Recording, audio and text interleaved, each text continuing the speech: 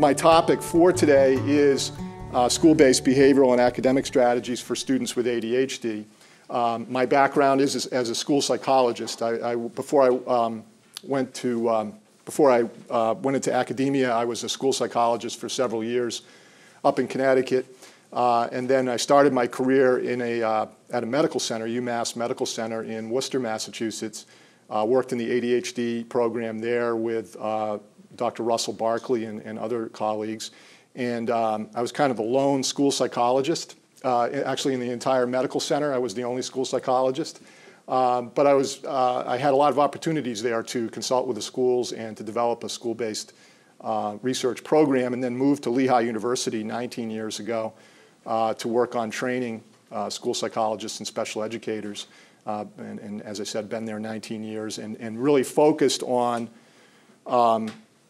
interventions beyond medication, essentially, is what I've been focused on, is how can we help kids, particularly in school settings, to succeed academically and socially, either in conjunction with medication or in lieu of medication. That's really kind of the focus. So my purpose today, and we'll just go through the agenda here, is to give you an overview of school-based interventions and where those fit in the context of a broader multimodal treatment approach for ADHD. Review some key concepts that underlie or are important to consider when you're developing school-based intervention plans for students with ADHD. Give you some examples of school-based interventions using multiple mediators. One of the main points that I want to make today is that we need to think about not only partnering with teachers, but also partnering with other key stakeholders that could help to mediate interventions, whether those be parents, classmates or peers, the use of computer technology as a mediator, or even the target students themselves in the form of self-management. So we're going to look at multiple mediators and go through examples of evidence-based interventions for kids with ADHD. Probably early this afternoon, I'm still trying to work out the timing of all of this, but we're going to, it's not just going to be a one-way deal where I'm giving you information. I want you to be thinking about some of this information in the context of some case examples. So one of the handouts that you did get today, you should have gotten the handout with the slides that I'm going to present, but there's also another handout with some case examples, and I'm going to have you guys break down into smaller groups of 4 or 5 folks and consider those case examples and think about developing intervention plans for those examples, and then we'll discuss those as a larger group. The other thing that we will talk about beyond intervention is the use of progress monitoring data to make decisions, so that we design intervention plans, but certainly they're not perfect right out of the box. At least mine aren't. You know, there usually are some challenges or some bumps in the road, and so we need to think about how do we monitor progress and make decisions in terms of revising treatment as we go along. The other thing I hope to talk about, if we have enough time, is a lot of times people have the questions about where does ADHD fit with regards to special education, and also where does ADHD fit with regards to Section 504 or educational accommodations.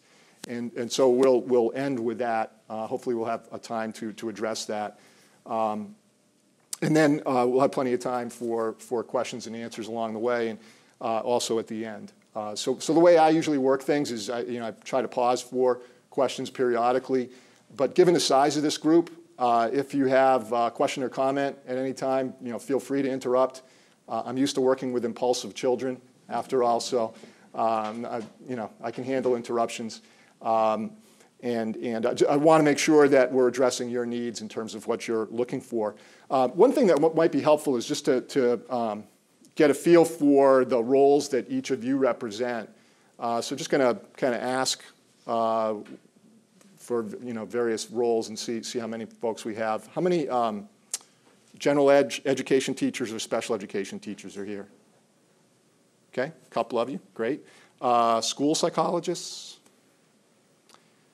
School counselors or school social workers, school nurses, administrators, school administrators, speech and language or occupational therapy, clinical psychologists in training. Who am I missing? Help me out. In Miami, we have what we call trust specialists. We're kind of like the mental health person inside the school. Oh. We're a little different than school counselor, even though sometimes we're called counselors. What's the name again? Trust. Trust? How many other folks? Okay. Any other people that I've missed? Community mental health. Community mental health. Anybody else working in community mental health? Okay, anybody else I'm missing? Yes? Clinical art therapist. Clinical art therapist. Any others? Okay, great. Any others I'm missing?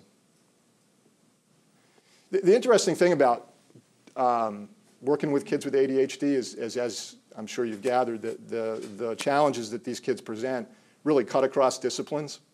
And we all need to work together. It sounds really cliche and trite and all that kind of stuff, but it's really, really important that we're able to communicate across disciplines and work together across disciplines, because that's the kind of effort that it takes to really address the needs that these kids have. So welcome to all of you. And again, I'm coming from the school psychology background, so that's the lens that I look at ADHD from, but certainly open to other perspectives and other ways of looking at this as we go along. Feel free to chime in. So if we think about school-based intervention for ADHD, we have to think about this in the context of a multimodal intervention protocol. That is that no single intervention or no single treatment is going to be sufficient for meeting the needs of kids with ADHD typically. So what you see on this slide here are the most common interventions that are used in the community to address ADHD, as well as the most common interventions that you'll see in the research literature.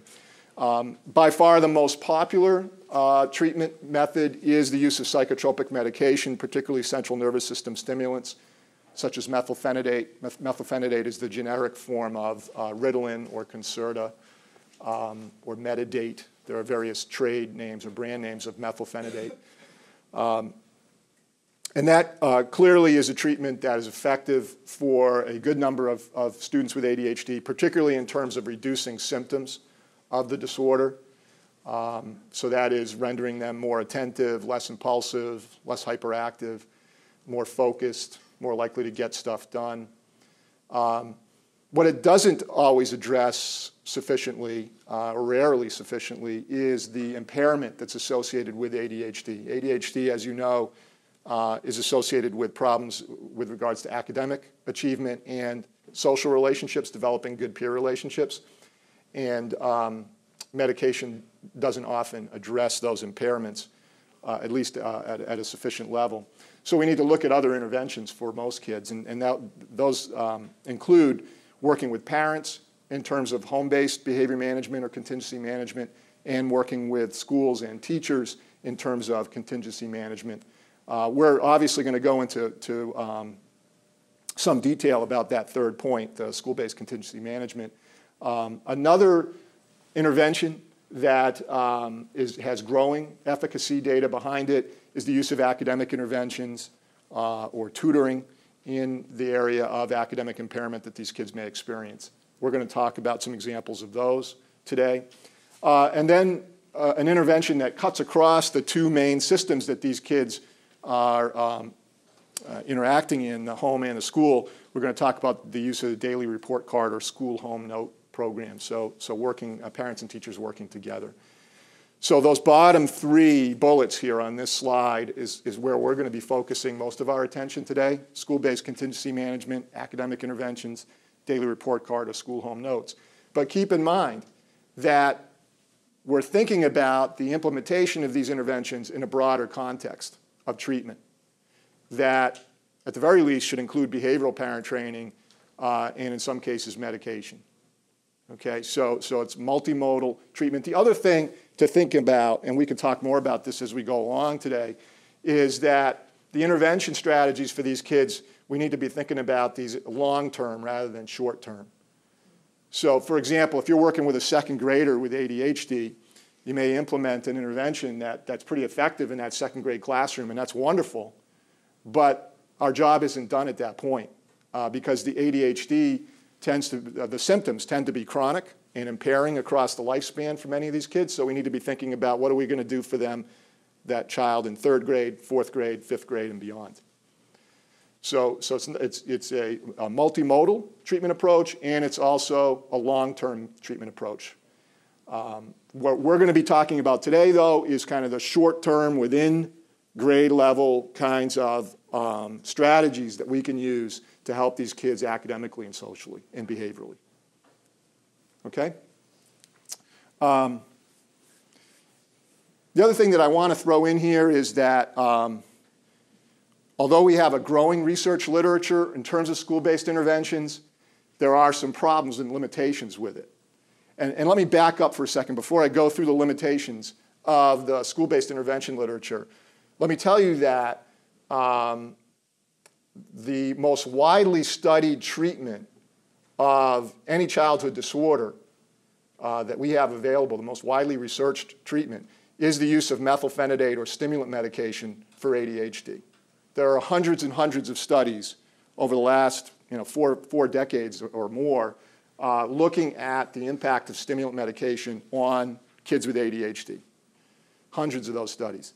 In contrast, if we look at how many studies are there of school-based interventions for students with ADHD, there's less than 150 of those studies going back to the early 70s. Now that's a pretty good number of studies. 150 is nothing to sneeze at, but it really pales in comparison to the amount of attention that medication has gotten in the research literature. The other thing, and this is kind of jumping ahead here on my own slide, but if I go down to the next to the last bullet, most of the school-based intervention studies that have been conducted to date have been with elementary-aged kids. Far fewer of middle school and high school students with ADHD. In fact, in terms of high school students with ADHD, the number of studies that we have are in the single digits. And that's really stretching it, actually, to even be saying that. So most of the research is really focused on elementary-age students with ADHD. We have a growing database on middle school, pretty limited database on high school students.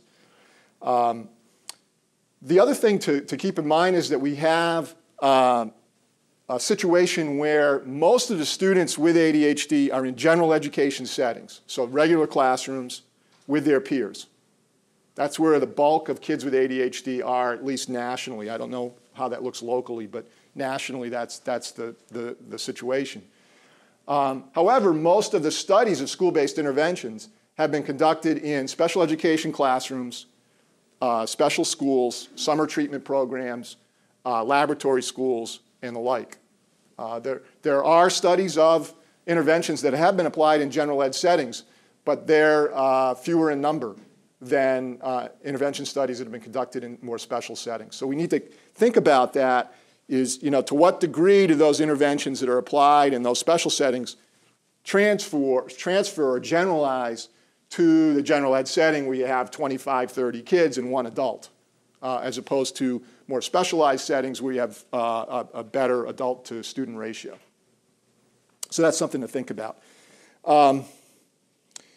The other thing is that historically there's been a focus on reducing disruptive behavior, reducing ADHD symptoms as the primary outcome, rather than improvement in social behavior or academic skills. Now the good news is that's changing. Really over the last decade or so, there's been a greater focus on how do we enhance functioning as opposed to just reducing inattention and impulsivity.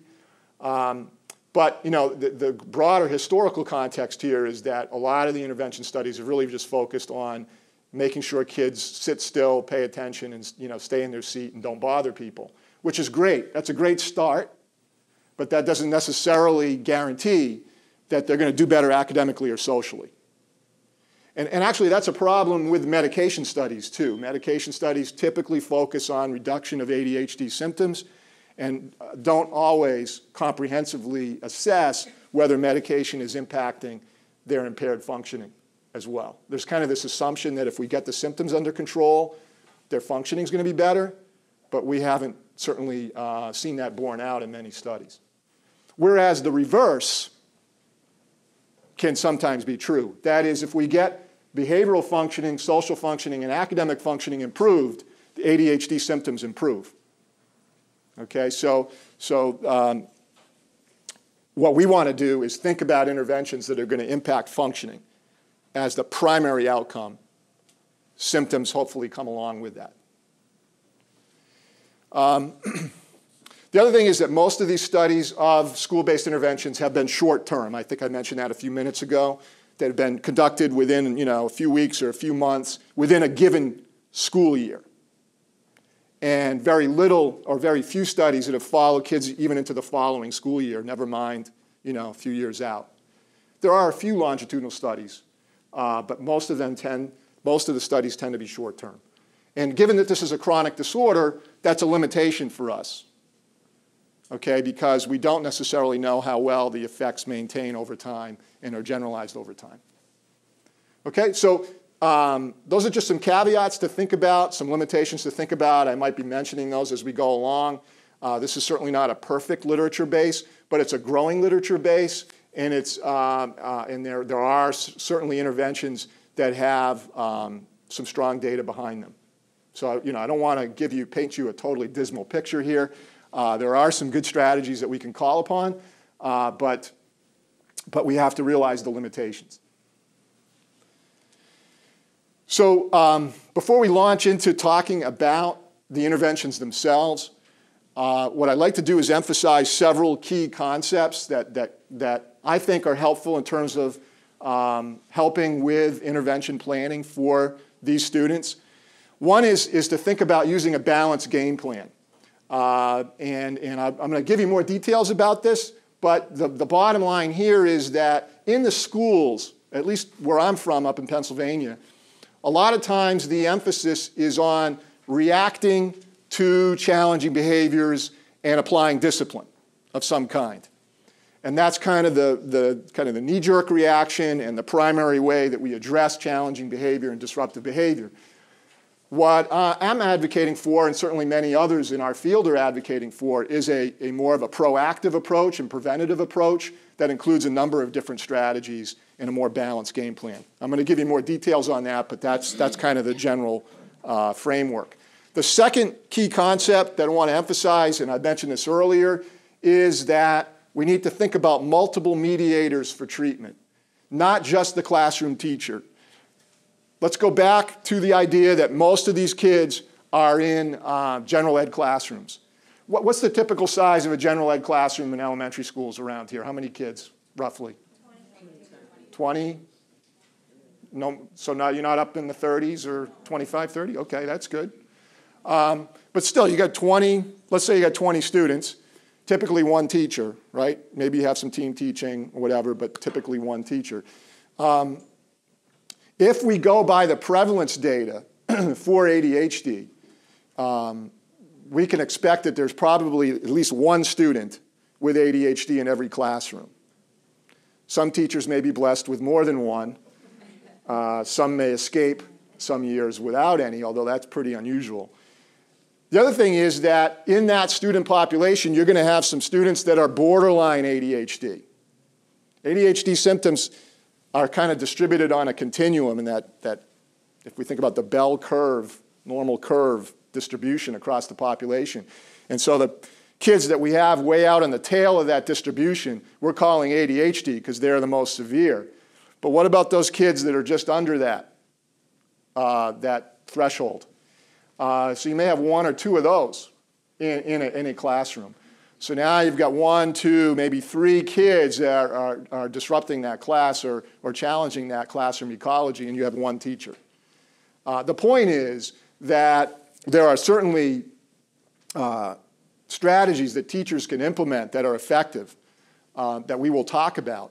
But we need to be thinking about a broader team, if you will, of ways to mediate the intervention. And I mentioned this earlier, that we need to think about how do we engage the parents in school intervention? How do we maybe include peers or classmates in some strategies. How do we get the kids themselves maybe to monitor and manage their own behaviors? And how do we use computer technology effectively to address the needs of kids with ADHD? The point is that when we put together a plan for a given student with ADHD, we want to try to have more than one mediator as part of the plan. So certainly we're going to have some teacher-mediated strategies, but we also want to add to that some other strategies that complement the teacher and support the teacher. Okay? The third concept that I'd like us to think about as we go through here is that we need to individualize intervention strategies, preferably using assessment data. So we're making data-based, individualized decisions about treatment. And what's important to understand is that although kids with ADHD share characteristics and symptomatic behaviors, each one of them is certainly different from each other. Okay, there's a lot of individual differences within that population. And so the fact that a particular strategy has been found effective for the general group of kids with ADHD doesn't necessarily mean that that strategy is going to be the most effective and efficient and feasible choice for a given student with ADHD in a given classroom. We still need to think about the contextual factors in that classroom and other individual factors that might impact that treatment strategy. And one of the best ways in terms of designing behavioral strategies for kids with ADHD that we have available to us is the use of what's called functional behavioral assessment data, or FBA data. I see some people nodding, so you're familiar with this. So we're going to talk about how do we use functional behavioral assessment data to choose potential intervention plans for kids with ADHD. The other concept that I don't have listed here, but I certainly want to mention, especially given that we have a number of school-based folks here today, is that we need to think about interventions for kids with ADHD within a tiered model or three-tiered model. Sometimes we refer to this as response to intervention or an RTI model, positive behavior support model, PBS. There's a lot of different terminologies here, but the idea is that some strategies are applied to the broad population of kids, whether they have ADHD or not. Then that's kind of the first tier or universal tier. And then the next tier up, the second tier, is for those kids who are not fully responding to those universal interventions and may require more class-wide or small group intervention. And then at the third tier, where we have the most challenged kids who are not responding to the other levels of intervention, we have our most intensive individualized interventions. Today, we'll be talking about examples of interventions at each of those tiers, appreciating that most of what we'll be talking about would be considered third-tier individualized interventions or most intensive interventions, which a lot of these kids are going to require. Okay, but just keep in mind that there's a number of different levels here, and I'll point those out to you as we go along.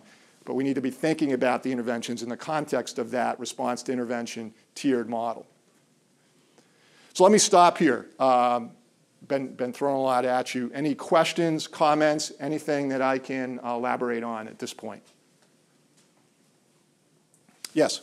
I just have a question about medication, and I know that's going to be kind of aside, a little aside from what we talked about. But I have a student right now who's 17, and he's been on Concerta along with some other things because he has some other conditions as well. And it was very effective, but his doctor took him off of it because of his age and put him on another medication that has not been quite as effective, and he's kind of falling apart. Are there other reasons that I don't know about that they would take him off a medication that was effective? Okay, I don't know if everybody heard the question, but the question is about a student, 17-year-old student that was on Concerta, then removed from Concerta due to his age and put on a different medication and now not doing as well. Well, we're not going to get into medication in a lot of detail, but if the decision was solely based on age, I'm not sure what data that's based on, because Concerta, which is methylphenidate, okay, Concerta is one of the brand names of methylphenidate. or trade versions of methylphenidate. Methylphenidate is effective for adolescents and adults with ADHD. So maybe there were other reasons. Maybe the student was experiencing adverse side effects. The other thing that they could be worried about is the potential for abuse. I can tell you that on college campuses, well, we're on a college campus now, but the big thing right now is diversion of medication, diversion of stimulant medication, meaning using the stimulants for something other than treatment of ADHD for recreational purposes. And it's a big problem. I know on our campus at Lehigh University, we have a big alcohol problem, which probably true for most campuses, but Lehigh is especially a big problem there. And so there's a lot of diversion of stimulants there so that kids can drink longer. So if you take this Concerta or other drugs like that, it's kind of like almost like cocaine in the sense of stimulating more opportunity to drink. Anyway, long story short, maybe the physician is concerned about abuse potential, and that's why he or she has shifted away from Concerta. But if it's basically based on age, and there hasn't been an appreciable drop-off of effect, and they're just making a decision based solely on chronological age, I would question that. Okay, yes? I work with special education students, and I guess when I'm looking over the most common interventions, we do so much of the FABs and all this stuff in school, and the kids are very carefully watched, but we've got parents that are not consistent in getting the meds. We have parents that don't do behavior plans and don't respond to them and don't think anything's wrong, and I guess I hope you'll address some of that resistance. Yeah, so parent resistance and... So we can't really tell the parent what to do or yeah. what to do. Well, we'll get into a broader discussion. Certainly don't have all the answers to that, but probably as a group we can talk a little bit about what some of the opportunities might be to deal with parent resistance. One more question or comment, then we'll move on. I work with high school students, and most of my high school students, they're not taking the meds anymore. Instead, they're smoking marijuana. Mm-hmm. Do you see that a lot of the kids replacing the meds for the marijuana? Because they say it make them feel the same way. Feel the same way. How do you need these things? Yeah, the question, I don't know if you heard that all the way in the back. The question is about a high school student, the situation where high school students are stopping taking their meds for ADHD and engaging in smoking marijuana or I assume other drugs as well. ADHD, particularly in combination with conduct problems, so the combination of ADHD with defiance or other kinds of conduct problems is a risk indicator for substance use and abuse. Actually, ADHD by itself, interestingly enough, is not. It's that combination of ADHD and conduct problems. Marijuana is a different type of drug than a stimulant. So them claiming that they're getting the same effects is probably not true. Marijuana doesn't help people focus, typically, or at least not focus on their work. They may be focused on the refrigerator or other things, but not on their work. So, the idea of self-medication, sure, you'll see some, higher use of nicotine and caffeine because those are both stimulants as well. Certainly not as efficient as methylphenidate, but they are stimulants. But marijuana is a whole different story. Anyway, let me continue, and then I promise we'll stop periodically for questions or comments. Okay, so let's get back to these key concepts just in a little bit more detail. This idea of a balanced game plan for intervention. There's really three components, three potential components to an intervention plan for students with ADHD. One component should include proactive strategies or preventative strategies. For behavioral psychologists like myself, that means changing the triggers or antecedent events prior to a challenging behavior. So thinking about what's preceding a challenging behavior on a reliable basis and trying to see if we can make some changes to that in order to prevent the challenging behavior from occurring. Okay, so that's always needs to be one part of the plan is thinking about potential triggers and making adjustments to those to be preventive. A second potential component is an instructive component if there is a skills deficit. So for example, if we're dealing with a student with ADHD who has reading difficulties that go beyond his or her ADHD, then we need to think about including some strategies to provide direct instruction on those skills that are deficient. Or in the case of a student who is having problems making and keeping friends because there are some skills deficits in their social repertoire. You know, they don't know how to initiate interactions appropriately. They don't know how to carry on reciprocal conversations. They don't follow rules in games, that kind of thing. Then skills instruction related to social behavior may need to be part of the intervention plan. Then the third potential component is a focus on consequences or motivational strategies.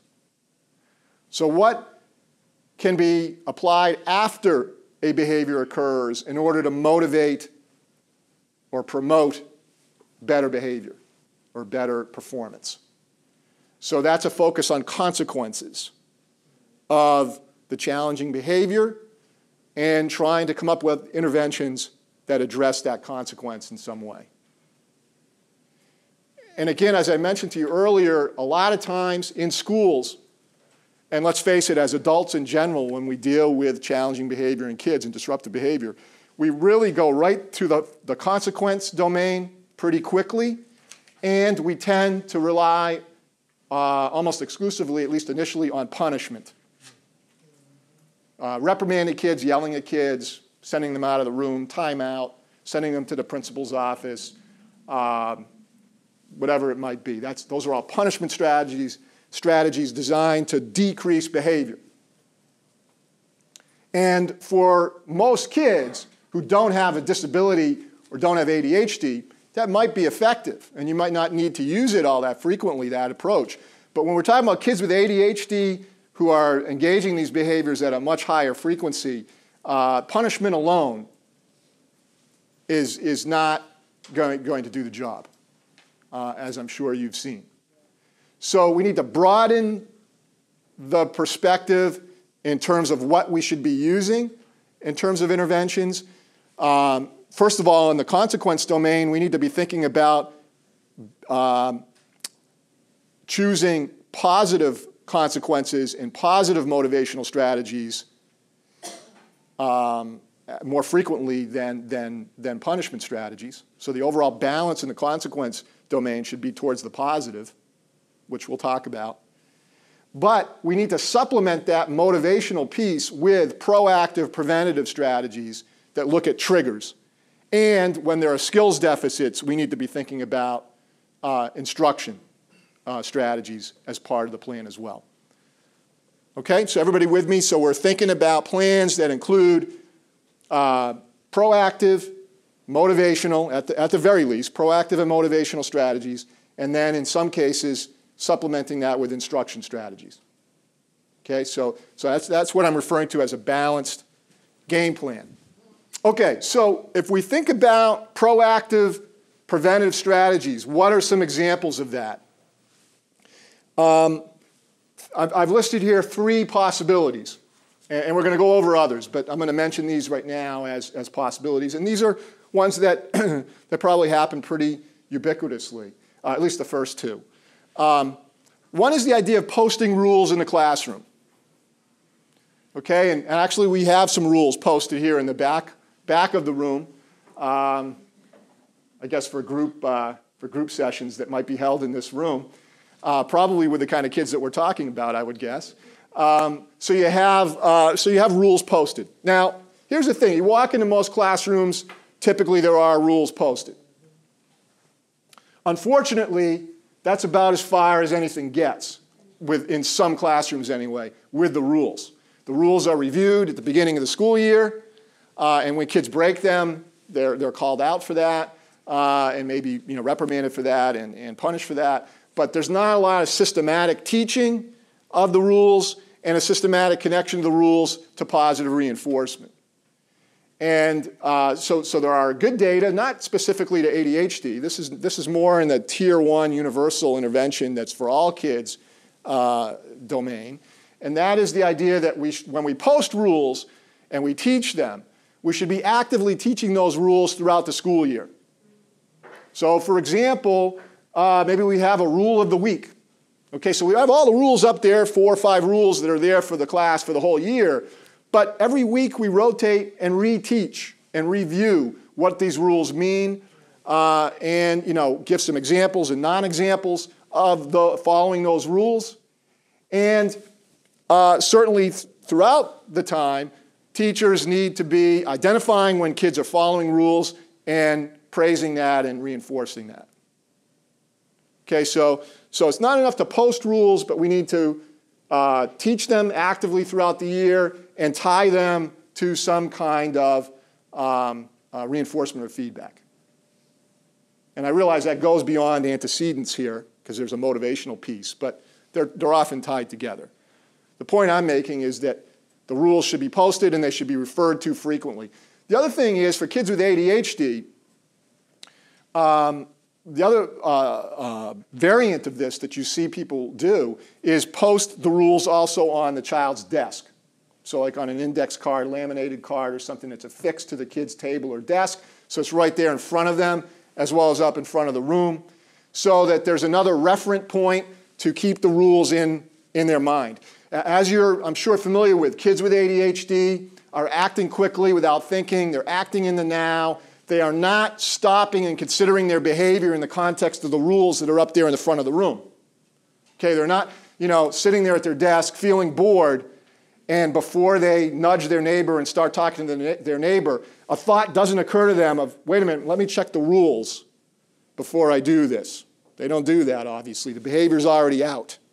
So to have as many stimuli present to refer to the rules, both in terms of visual stimuli on the desk and auditory stimuli on the part of the teacher, pointing these out and reinforcing these is going to be really important for kids with ADHD.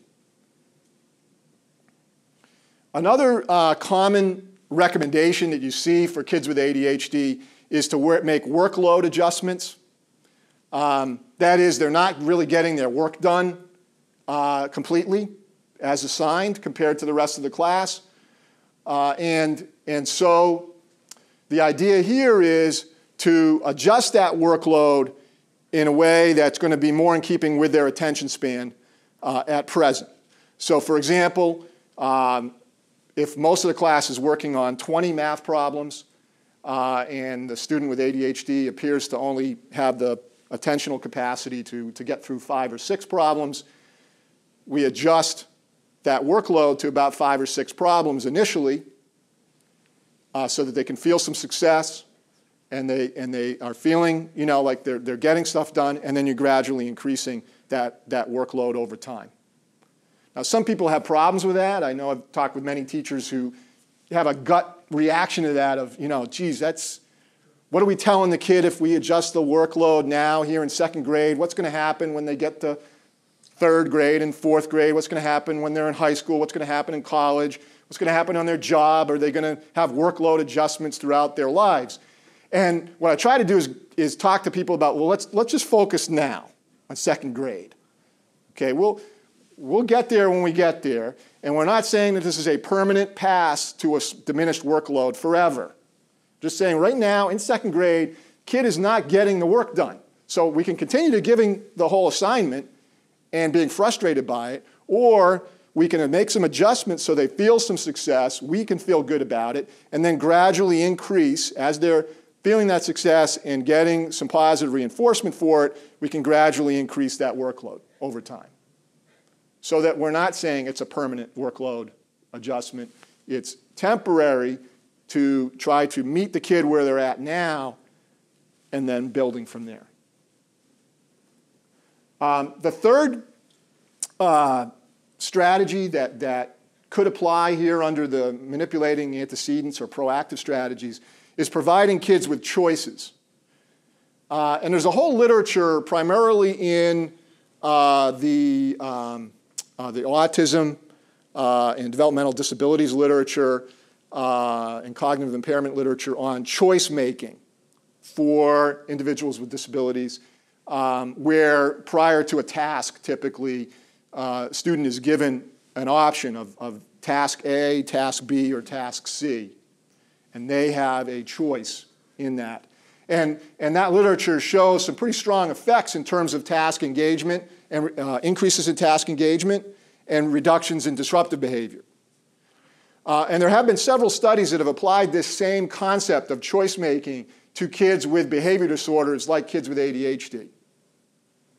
And actually, one of the best studies of this was conducted by Glenn Dunlap, who is, I think it's University of South Florida, or he's in Florida, one of the universities here. And he did a study a bunch of years now ago that was in the Journal of Applied Behavior Analysis, where you had several 5th and 6th grade students, I believe, with disruptive disorders, including kids with ADHD who were medicated. And they were in an English class.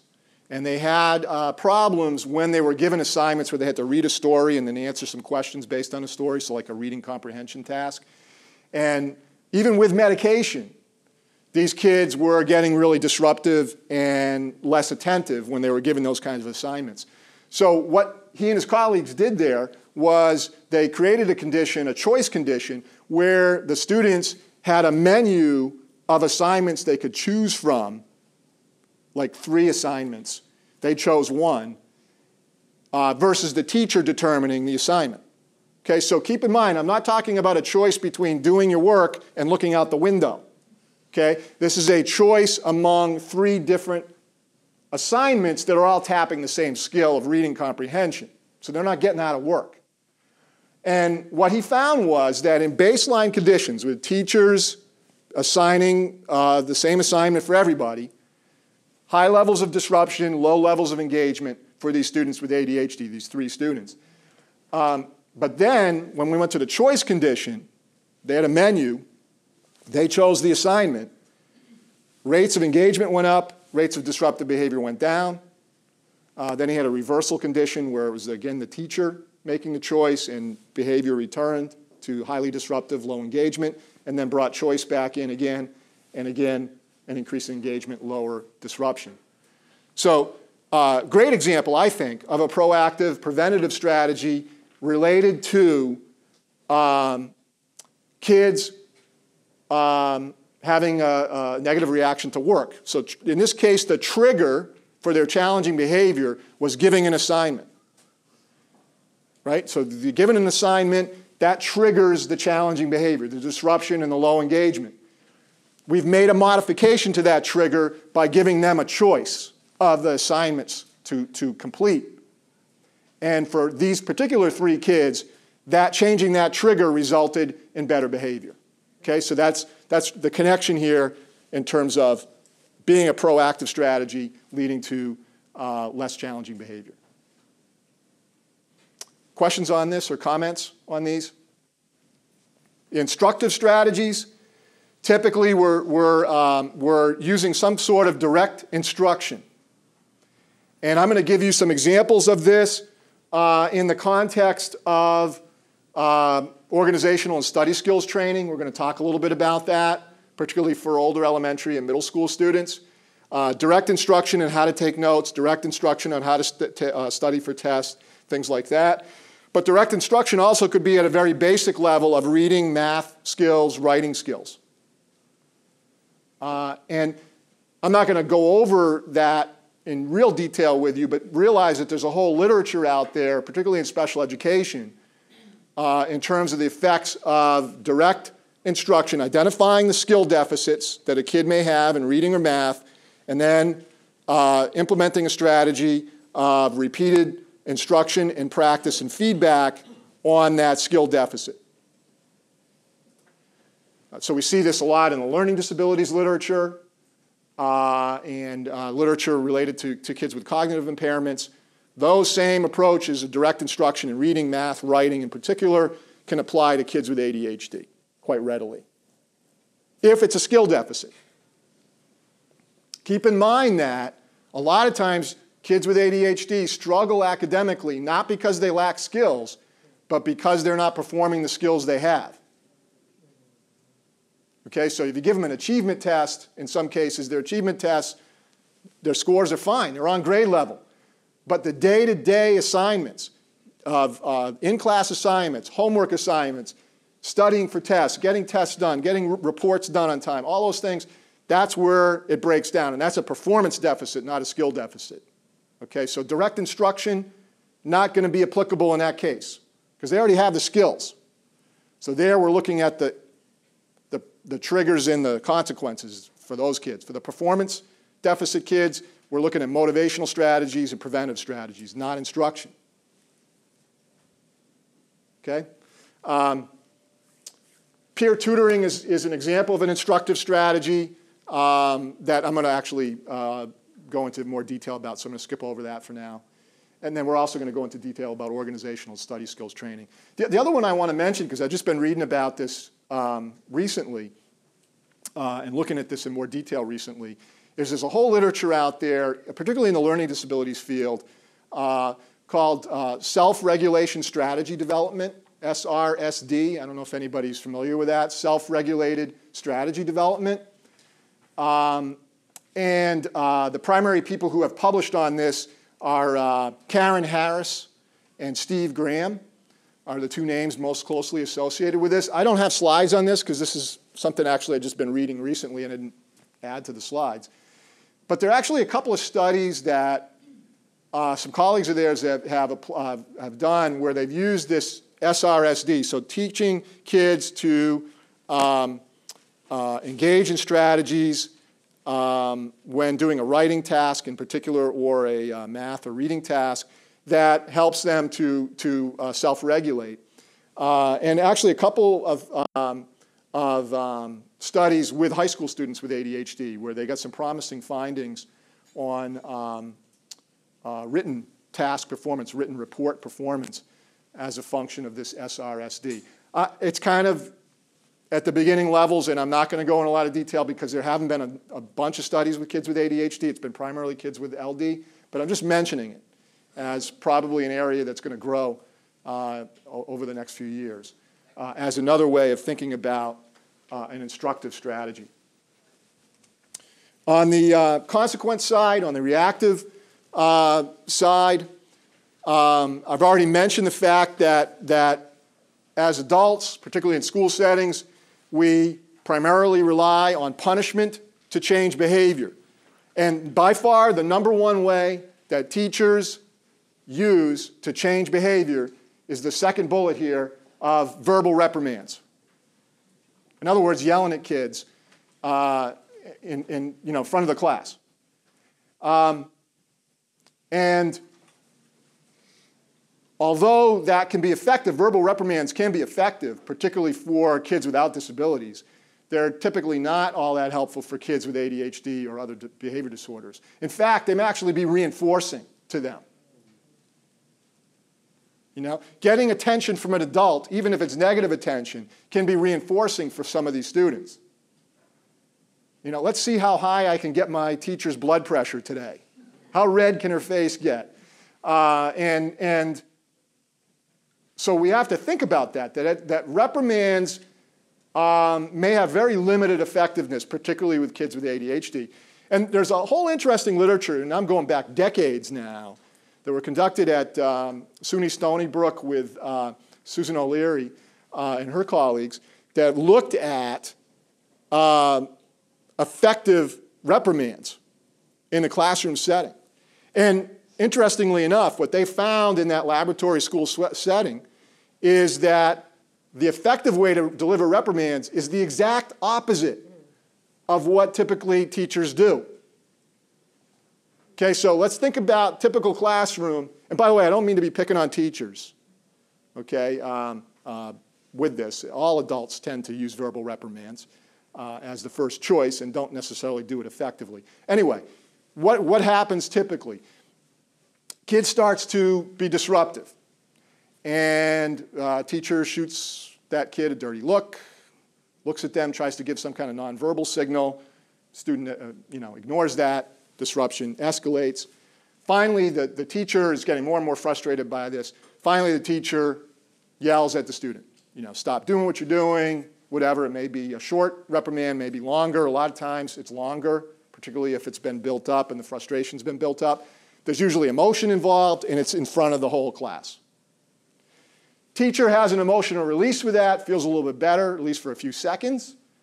Maybe the student even stops that behavior for a few seconds.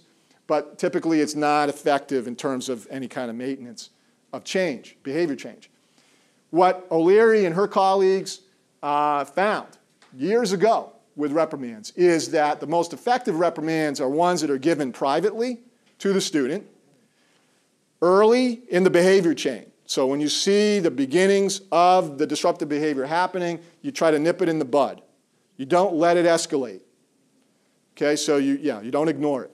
So you go to that. If you're going to use a reprimand, you may be using ignoring in the context of another plan, but if you're going to be using a reprimand, you want to get there early in the behavior chain, private, soft reprimand. So soft in terms of tone and soft in terms of emotion. And brief. Okay? One sentence. I need you to get back to work now, Johnny.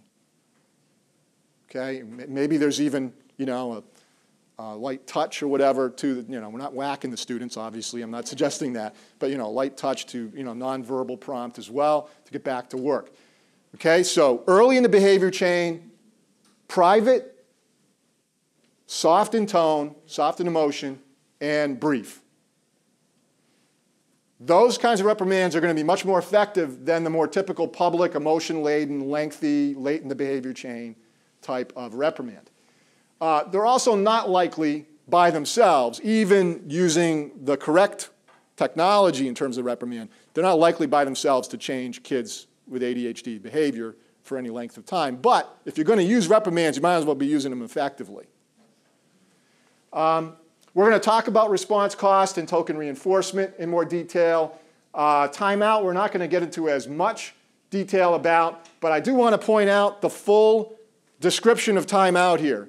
Timeout from positive reinforcement. People leave off that last part a lot of times and just talk about timeout.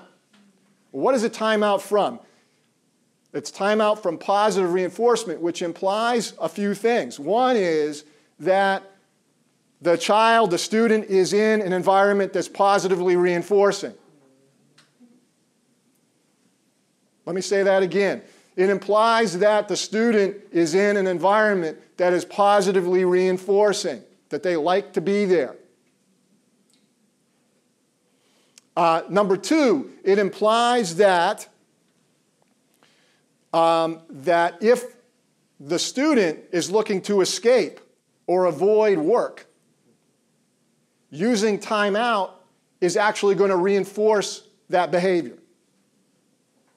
Okay, this is kind of jumping ahead to functional behavior assessment a little bit, but if the function of the behavior, if the consequence of the behavior is escape and avoid work, which a lot of times it is for kids with ADHD, you put them in timeout, what's going to happen the next time you give them work to do? Go right back into that challenging behavior again, right? Because you've reinforced it with the use of timeout. Now, I don't want to deny the fact that timeout, depending on where you put the kid, gives this classroom a break. Yes. So it may be positively reinforcing to the teacher and the rest of the class. We get a break from Johnny or Susie in terms of their disruptive behavior. However, if our goal is to change Johnny or Susie's behavior, using timeout in that context is going to be extremely ineffective. In fact, it's going to make things worse. Okay, so if we're going to use timeout, it needs to be in the context of the student being in a classroom situation that's reinforcing, that they want to be there. And it's also going to be effective if the function of the behavior, the challenging behavior, is to get attention from their group, from the peer group, or from the teacher. If the function of the challenging behavior is to escape or avoid, then timeout's the wrong way to go. If the function is to get attention, then timeout might be something you consider. Okay, and if we have time, we'll get into more details in terms of timeout, particularly if you have questions about that. But those are the couple key things I really want to emphasize there, is that always remember that timeout is referring to timeout from positive reinforcement. The self-management piece, we're going to go into a lot of detail later on, so I'm not going to talk about that right now. So where are we in terms of this? We're thinking about 3 types of strategies in a balanced game plan. Changing proactive triggers or antecedent events, possibly using instructive strategies if we have skill deficits, and then motivational strategies that involve changes in consequences with a primary emphasis on positive reinforcement. Questions at this point? Comments? Everybody's with me? Another concept as we go through here is, as I've mentioned several times, I don't want to beat this to death or anything, but I do want to emphasize this, is that we need to think about multiple mediators for school-based interventions, not just teachers. So we need to think about parents being included. We already had the question earlier about parent resistance. So that's going to be key, obviously, if we're thinking about parent-mediated strategies. Peer-mediated, computer-assisted, and self-mediated. Again, a good intervention plan for students with ADHD is going to have more than one mediator in terms of the plan. So it's not just the teacher. You're not necessarily going to have every single one of these mediators in every plan. But it's important to think about multiple ways to deliver the intervention for any given kid. We also want to design interventions based on assessment data, particularly when we're thinking about behavioral interventions, using functional behavioral assessment, FBA data, or functional assessment data, FA. These mean the same thing. And there are different types of functional assessments. If you look in the behavioral literature, they talk about a descriptive analysis or descriptive assessment versus an experimental analysis. What we do in the schools is the descriptive assessment or descriptive analysis. We very rarely do what is referred to as an experimental analysis. Let me make the distinction really quickly for you here. A descriptive behavioral assessment involves interviewing the teacher, hopefully also the student, and observing events as they take place in the classroom. In particular, observing what are the antecedent events or triggers that are happening fairly reliably ahead of challenging or disruptive behavior, and what's happening fairly reliably afterwards in terms of consequences. Okay, so it's descriptive in sense that you're not manipulating the environment. You're just going in and observing and seeing things as they occur. Okay? And then based on those data, coming up with a hypothesis as to what the function of the behavior is. And we'll get to that in a second. Quickly, an experimental analysis actually involves manipulating consequences to see what happens to the challenging behavior. And this is most frequently done in lab-based or clinic settings. The literature on this in particular has focused on kids with developmental disabilities, particularly those who engage in self-injurious or self-stimulatory behavior. You don't see this used very frequently in schools, primarily because it's disruptive to the classroom ecology when you do an experimental analysis. Because you're actually trying to find what increases the challenging behavior. So for a portion of that experimental analysis, things are going to get much worse if you hit on the function. And usually that's not highly acceptable to teachers or to administrators to do those kinds of assessments in a classroom setting. So I'm mentioning that because from a behavior analytic point of view, folks would say if you just do a descriptive assessment, you don't have the full picture. In other words, the experimental analysis really seals the deal in terms of what the function is. We don't have the luxury typically or the availability of doing that in a school setting very frequently. So keep in mind that a descriptive assessment is going to give us good information, but we're not always going to hit on the right function right away. Okay, maybe a trial and error kind of thing where we have to repeat the FBA a couple times to really hit on the right function.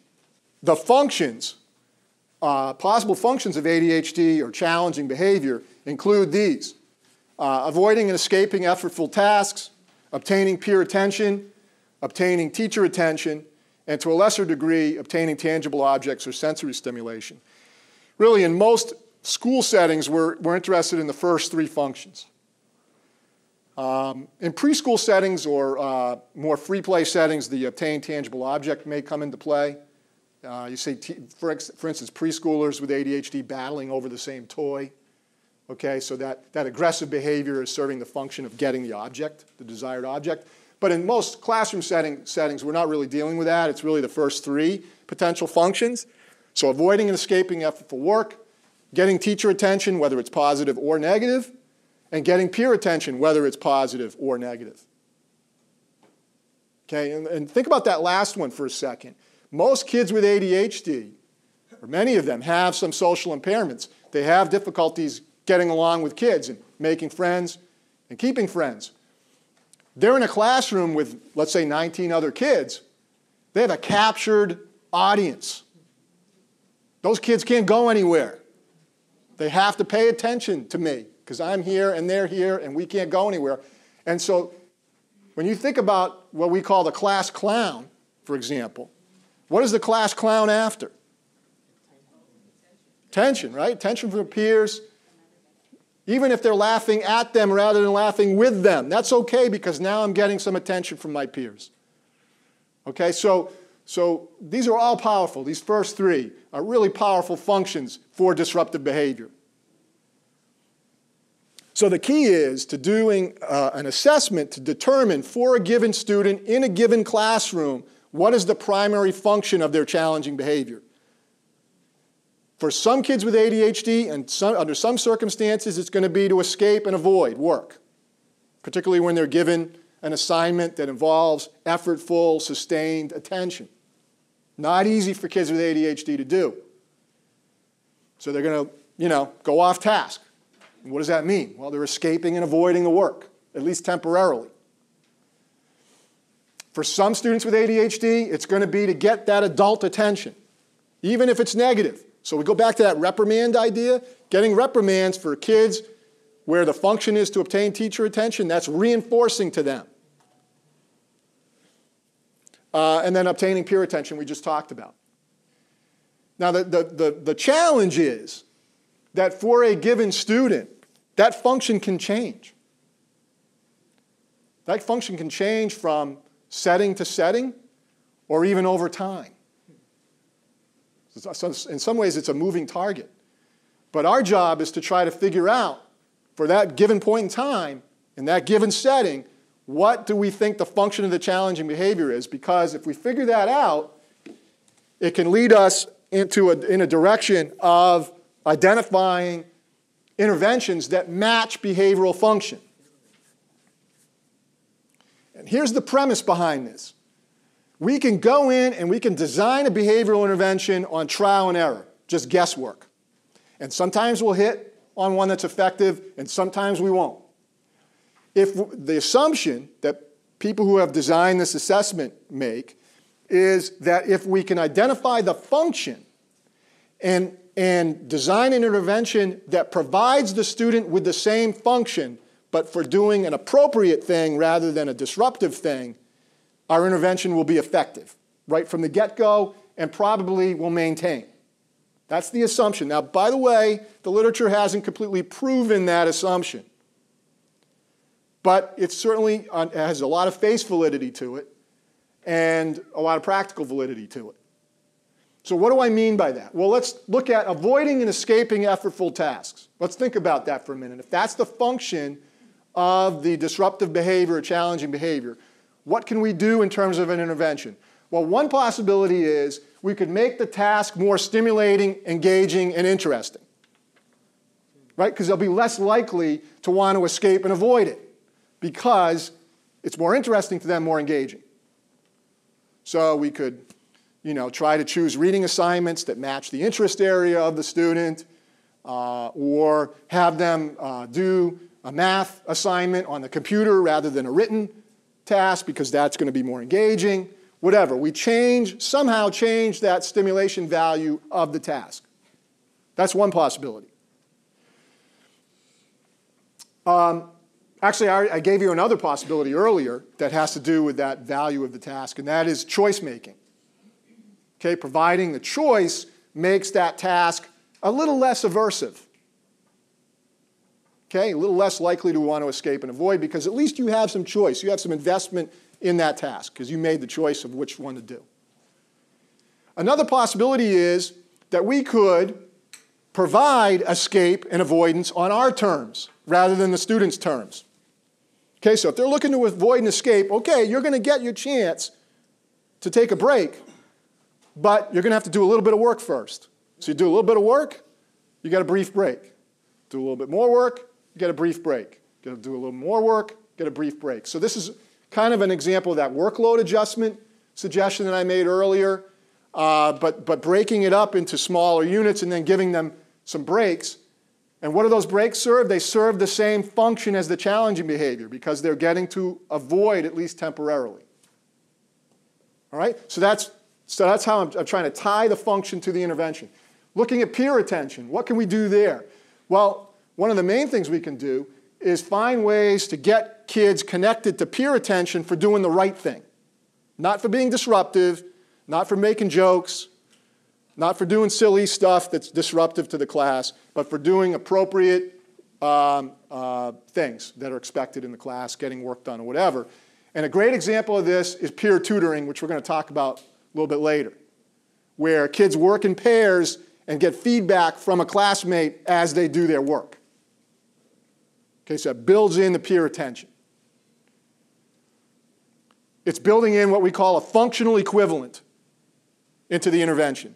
In other words, doing the academic work and peer tutoring is functionally equivalent to the disruptive behavior that the kid used to display because it's getting them peer attention.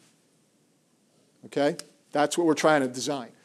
Obtaining teacher attention. If that's the function of behavior, what can we do there? Well, one of the main things is, of course, we want to help the teacher to pay attention when the kid is doing something appropriate. Okay, and the cliche, or sounds like a cliche phrase of catch 'em being good. You've probably heard that, catch 'em being good. That's the idea here, is that tying the teacher attention to the appropriate behavior. So they're getting the functional equivalent of teacher attention now for behaving appropriately as opposed to behaving inappropriately. Now that's all well and good, but the next part is tougher, much tougher for students, and that is, for teachers. And that is to ignore the inappropriate behavior. So in other words, we've got to build in for the student to realize that the way that I get my teacher's attention is not by calling out, not by being disruptive, not by breaking rules, but by doing the right thing. And it's partially addressed by reinforcing the appropriate behavior and praising that and paying attention to it. But there also has to be some ignoring of the inappropriate behavior, which is darn difficult for teachers to do, particularly in larger classroom settings. It's not impossible, but that's something that is a challenge. The other option here is timeout from positive reinforcement. So if the teacher attention is reinforcing, we remove the student from that situation, at least for a short period of time. You're obviously trying to show that the connection between, if I engage in disruptive behavior, I'm going to lose teacher attention. I'm not going to gain it, because I'm going to be in timeout. Okay? So again, the whole point of this is to link the interventions to functions so that we're building interventions that stimulate functional equivalence.